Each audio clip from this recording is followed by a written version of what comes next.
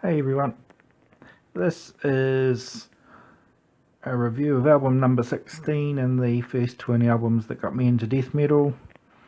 You might be wondering where number 15 is, which was Tower of Spite by Cerebral Fix.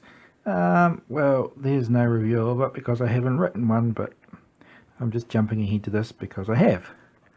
So anyway, Entombed, not much you can say about them really, so I won't. I'll just get straight into the interview.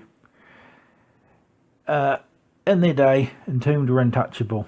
While many consider the debut Left Hand Path to be their best, I prefer Clandestine, as it's heavier and more polished while retaining the crunch and aggression of its predecessor. The track Living Dead has to be one of the most face-ripping openings to an album of all time. No messing around with samples, feedback or acoustic introductions, just straight into the full-on death metal maelstrom.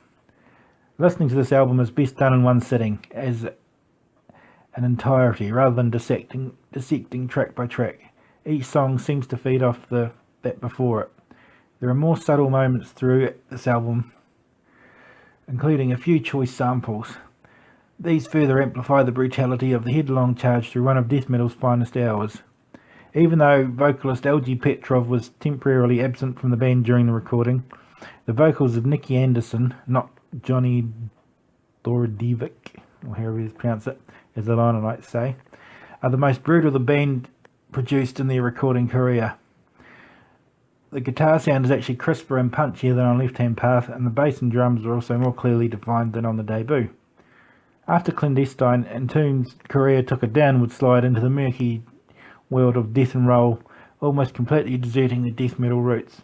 Entombed have since rediscovered the Left Hand Path, but everything else pales in comparison to Clandestine. Yeah, well, that's a fairly short summation of it, but that's sort of what I think, and still remains true to this day. I still prefer it to Left Hand Path, but, well, fuck, there's not much you can fault with either album, really. But it was just happened to be this one here was the one I got into first. Of course, I'd heard the tracks on, Grind Crusher before this, and that was from Left Hand Path, whatever the hell that song was called, I can't remember.